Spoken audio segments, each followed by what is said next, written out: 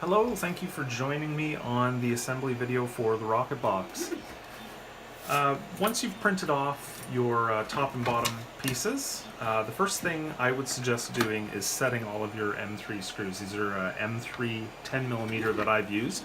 You could probably get away with using something slightly shorter or something slightly longer. May or may not work as well, but it was designed for 10mm length. To prep these holes, I would suggest having something fairly sharp. This is just a pointed end tool, and cleaning out any debris you may have in there from printing, and then clearing out the hole as well. Then what I like to do to prep the hole is to take the M3 driver that I've got and just push it down into the hole until it sets in place a little bit, just so you kind of widen it enough to get the M3 in there. And then basically from there, drive in all your M3s until they're close to flush with the top. And then they're all prepped. Then you don't have to worry about it once it's time to actually assemble this. So we'll put that aside. So we're working with the bottom piece, and the assembly basically involves installing a negative and a positive bus bar, and then the terminal points at the top, and that's about it. Nice and simple. So what we'll do is set that aside, and what you're going to want to do as well, along with printing off your top and bottom, is to print the appropriate size jig. And along with that jig, we're going to be using 10mm nickel strips, or nickel plated strips, I guess. And this one is 10 mil wide, and I think the thickness is 0.15mm. So what we're going to do first of all, I'm just going to clip the top of this just to kind of make it a little bit straighter if I can, clean up the edges. And then what we're going to do is we're going to insert this into the top of the jig. And then what you'll notice, it can go all the way through. You're just going to push it through as far as it's just about flush. And then from the other side, you just start pushing down, and then there you go. Let's get this untangled a little bit. Okay, set that in place. What I like to do, once I've got it in the track, is push it down a little bit. It creates a little tiny bend, and take it back out. I'm going to put this clip back on, or it will be a mess. There we go. So now we've got this small bend there. We're just going to clip it off. That bend. And maybe even just a touch past it. Having a little extra doesn't hurt. There's a little bit of wiggle room in there. Okay. So now what we do is we take the strip, insert it back into the jig. So place it down here, into the track. And what we're going to do is we're going to try and do our best to keep it in there in the track and flip it over like this. I would suggest using something like a nail set. It's got a flat end on it and is tapered, but if you find something similar to that, it'll work just fine, I'm sure. And all I'm going to do is I'm going to give each one of these a light tap. Just going to get these out of the way. One light tap all the way down. And the reason for doing this is just setting an alignment for me to make all the terminal pop-outs. Okay, so when we flip it back over, you'll notice that there's these little ridges the whole way down, and that gives us something to work with. So instead of, you might be able to get away with using this, but the likelihood is you're going to puncture, and the tip of it isn't very wide. So what I actually use is a 4mm Allen key, and it seems to work pretty well. So what I'm going to do is I'm going to start down here at the end. And we'll get it centered up on the first hole, give it 5 or 6 taps. And then you'll notice, I'll hold this straight in here, that now we've got this indentation. It's going to crinkle up on the edges here, which is fine. We're going to flatten those out after, and we're going to just do the whole length the exact same way.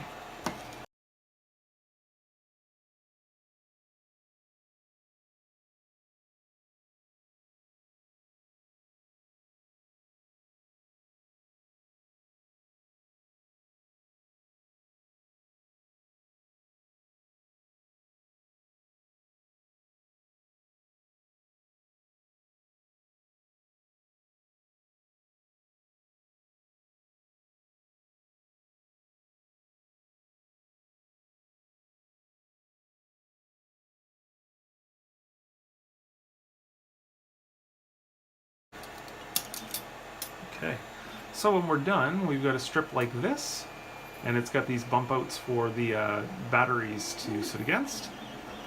And all I'm going to do is take a pair of pliers, and all I'm going to do is go along the edge of each one of these holes and just squeeze a little bit, and that should flatten the edge out just enough for assembly. Alright, so we've got those all done. That looks great. Now what we want to do next is prep for the M5 connection here for the terminal. So if you lay it on the jig this way, then you can actually flatten it out, get your corner a little sharper there. I'm going to flip it over around this way now. And using that same nail set, give it one little tap to mark the hole. Flip it around, and there's just a little bump there. I can see where it came through. Now hopefully I can do this on camera. If I can't, I will at least discuss it. So what you're going to want to do is take your basically whatever it is, a nail or pointy stick, whatever works for you. This particular end actually has 4 sides to it. I like using this one because it seems to break the metal back a little bit cleaner. And you're going to push this down through until it's, you know, a few millimeters wide, and then we're going to set the rest of the hole with the nail set. There we go. So a couple mils wide here. I just punctured that. Now I'm going to use this and push it all the way through. Okay, so there you go. Now some of you may have a better way of, you know, drilling this out. I've tried drilling in several cases, but the nickel is just so soft, it ends up getting caught up and destroying the whole thing. So I figured this is the easiest for most people to work with. Now, what we're going to do is we're going to pull that off as best we can. And you'll notice now, at the bottom here, obviously, since we've basically pushed this metal out of the way, we're going to want to flatten that out.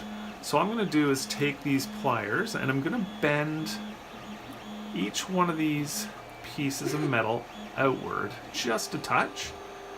Now what I'm going to do is take my M5 nut and bolt, and starting from the inside, I'm going to slide the nut through, or sorry, the bolt through here, and the nut on this end. There's a reason for assembling, or not assembling, but flattening these pieces of metal out this way. This way you won't damage or bend the terminals at all. So I'm just going to hand tighten that on. Okay.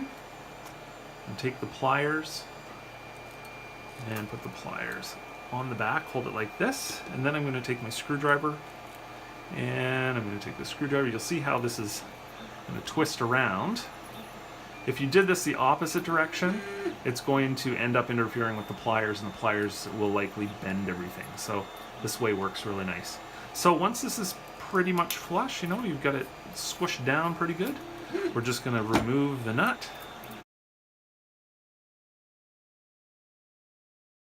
Okay, and then we're going to remove the bolts. We may have to untwist it a touch. Get it out of there. And it should slide out of place. Okay.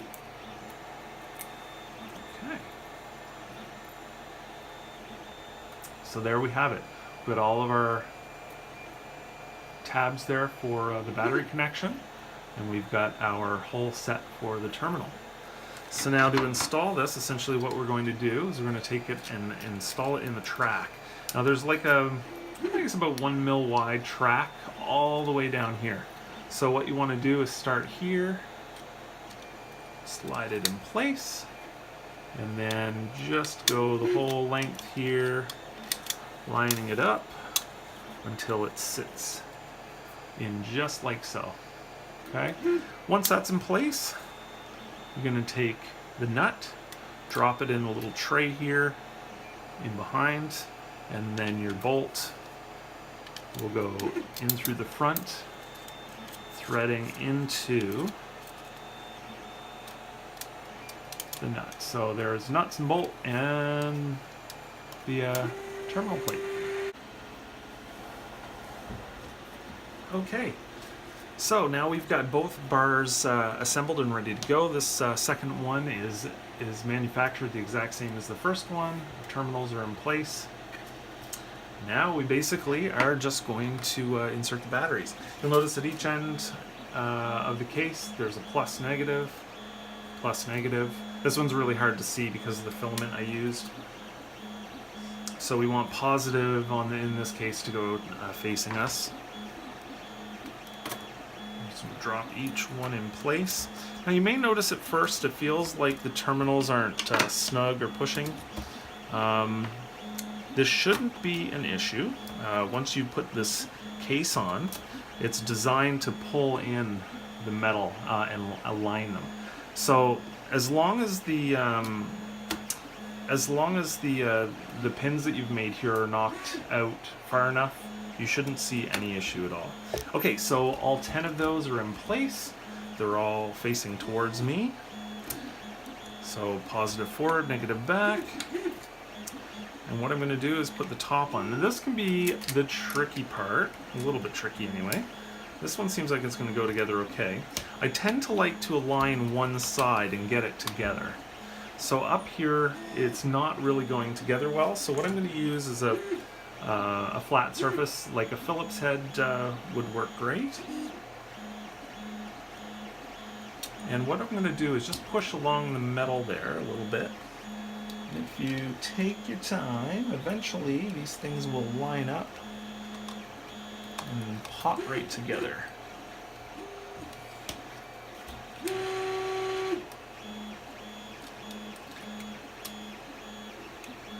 So in this particular one, it seems like the alignment isn't happening right at the top here. Oh, there, it just slid into place. And I'm going to pull all those together. Okay, so that side is good. Now we're going to do our best to hold it together, flip it around, and this side is out of alignment, obviously, so it's not going to click together.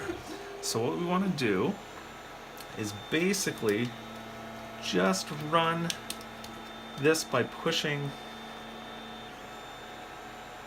these the metal strip back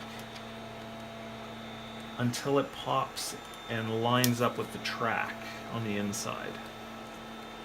Okay, so I'm just going to keep going here.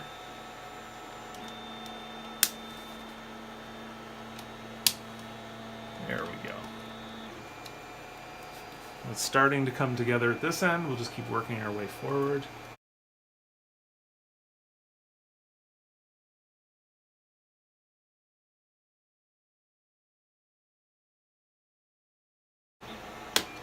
And again, this takes some time, so just be patient with it, and it will come together.